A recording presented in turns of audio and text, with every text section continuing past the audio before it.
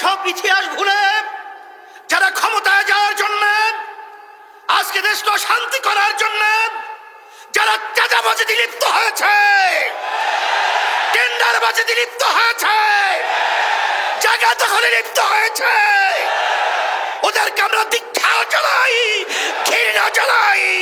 বাংলার জমিন থেকে এই চাঁদাবাজদেরকে উৎখাত করতেই হবে, আবার আমাদের অভ্যুত্থান করতে হবে। যখন আমার ছাত্র ভাইরা, আমার বাংলাদেশের বিভিন্ন পর্যায়ের জনগণ, এমনকি মা বোনেরা পর্যন্ত যখন রাস্তায় নেমেছিল, তখন রৌদ্রের ভিতরে তারা পানি পিপাসায় অস্থির হয়ে পড়েছিল, তখন সেই মুখদের সেই পানি লাগবে সেই শব্দ এখনো আমাদের কানে দোলিত হচ্ছে। আমরা দোয়া করি আল্লাহ রাব্বুল আলামিন যারা এই ন্যায়ের পক্ষে অন্যায়ের প্রতিবাদে যারা রাজপথে শাহাদত বরণ করেছেন, আল্লাহ তাদের মর্যাদা দরজা আল্লাহ বেহেশতের ভিতরে বুলন্দ করে দেয়। শত শত আমার সন্তানেরা চিরতরে তাদের চক্ষুকে হারিয়েছে, আর কোনোদিন তারা আলো দেখবে না। আল্লাহ রাব্বুল আলামিন তাদেরকে সুস্থ করে দেয়। এবং যারা পঙ্গু হয়েছে, এখনো হসপিটালের ভিতরে কাতরাচ্ছে, আল্লাহ রাব্বুল আলামিন তাদেরকে সুস্থ করে দেয়। এত ত্যাগ, এত জান বিসর্জনের মাধ্যমে ফ্যাসিস্ট পালালো, খুনি পালালো। আমাদের বাংলাদেশের মানুষের ছাত্র জনতা একটা বড় লক্ষ্য, একটা বড় উদ্দেশ্য ছিল। সে উদ্দেশ্যটা কি? এদেশের মধ্যে যেন আর কোনোদিন খুনি তৈরি না হয়, ফ্যাসিস্ট তৈরি না হয়, আমাদের দেশের টাকা বিদেশে পাচার করা সেই কুলাঙ্গার যেন বাংলার জমিনে তৈরি না হয়। কিন্তু আমরা ভারাক্রান্ত হৃদয়ে বলতে হয়, এখনো সেই মায়ের কান্না, বুক ফাটা চিৎকার, সেই শব্দগুলো এখনো আমাদের কানের ভিতরে ভাসছে। মা চিৎকার মেরে বলছিল, আজকে কয়েকদিন পর্যন্ত আমার সন্তান আমাকে মা বলে ডাক দেয় না। আমি ধিক্কার জানাই, আমি ঘৃণা করি সেই লোভীদেরকে যারা এই সব ইতিহাস ভুলে যারা ক্ষমতায় যাওয়ার জন্য, আজকে দেশটা শান্তি করার জন্য যারা চাঁদাবাজিতে লিপ্ত হয়েছে, টেন্ডারবাজিতে লিপ্ত হয়েছে, জায়গা দখলে লিপ্ত হয়েছে, ওদেরকে আমরা দীক্ষা জানাই, ঘৃণা জানাই। বাংলার জমিন থেকে এই চাঁদাবাজদেরকে উৎখাত করতেই হবে, আবার আমাদের অভ্যুত্থান করতে হবে। এই বাংলাদেশের মধ্যে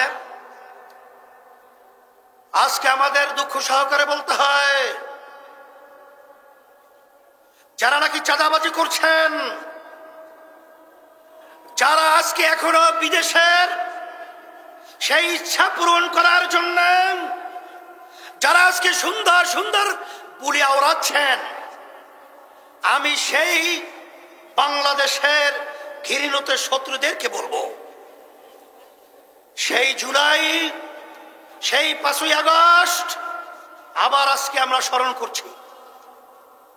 হাজার হাজার মায়ের কোল খালি হয়েছে, হাজার হাজার আমাদের বাংলাদেশের মেধাবী মেধাবী ভবিষ্যৎ প্রজন্ম সন্তানগুলোকে যে উদ্দেশ্যে তাদের জীবন বিসর্জন করতে হয়েছে, আবার সেই চিত্র আমরা আবার বাংলাদেশে দেখব। এটা কখনোই সহ্য করা যায় না, এটা কখনোই মেনে নেওয়া যায় না।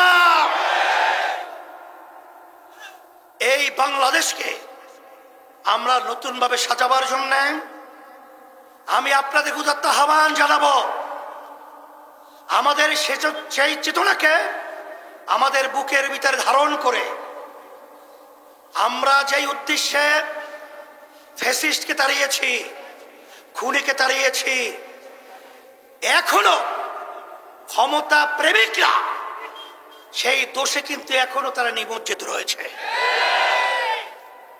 আমি তাদেরকে বলবো, আমাদের যুদ্ধ শেষ হয় নাই, আমরা এখনো রাজপথ ছাড়ি নাই। তোমরা বাংলাদেশকে মগের মূল্য পেয়েছো নাকি? না আমরা তোমাদের কাছে দেশকে ইজারা দিয়েছি? আমি এই দেশের সন্তান, আমরা এই দেশে জন্মগ্রহণ করেছি, এই দেশ আমার, এই দেশ সুন্দর করার দায়িত্ব আমাদের।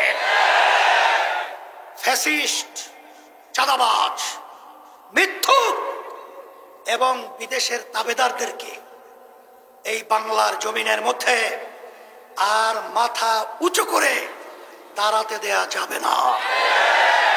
এর জন্য আমি বলবো, যে উদ্দেশ্যে আশা আকাঙ্ক্ষা নিয়ে আমাদের দেশের এতগুলো সন্তান জীবন দিয়েছিল, পঙ্গু হয়েছে, এখনো চক্ষু হারিয়ে তারা দিন রাত্র অসহায় অবস্থায় যারা আজকে পার করছে, আমার সাংবাদিক বন্ধুদেরকে বলবো, আমার প্রশাসন ভাইদেরকে বলবো, এবং সর্বশ্রেণীর সর্বপেশার আমার ভাইদেরকে বলবো, আসেন আমরা সবাই একত্রিত হই, আমরা সবাই একাকার হয়ে এই খুনিদেরকে, এই চাঁদাবাজদেরকে, এই বিদেশি দাবিদারদেরকে আমরা এই বাংলাদেশের মধ্যে চিরতরে কবর রচনা করতে হবে। সেই হিসাবে আমি সকল কথা আহ্বান জানাচ্ছি, 5ই আগস্টের পরে আজকে বাংলাদেশ নতুন গড়ার একটা ক্ষেত্র তৈরি হয়েছে। এই সুন্দর ক্ষেত্রকে যেন আমরা নষ্ট না করি, এইভাবে আমাদের সজাগ থাকতে হবে। আমরা সবাই একাকার হয়ে পিআর পদ্ধতি নির্বাচনের মাধ্যমে জাতীয় সরকার তৈরি করে আমরা এই দেশকে সুন্দর করব। আল্লাহ রাব্বুল আলামিন আমাদের সকলকে এই সুন্দর দেশ করার এবং এই আশায় আমরা একত্রিত কাজ করতে পারি, আল্লাহ তৌফিক দান করুক।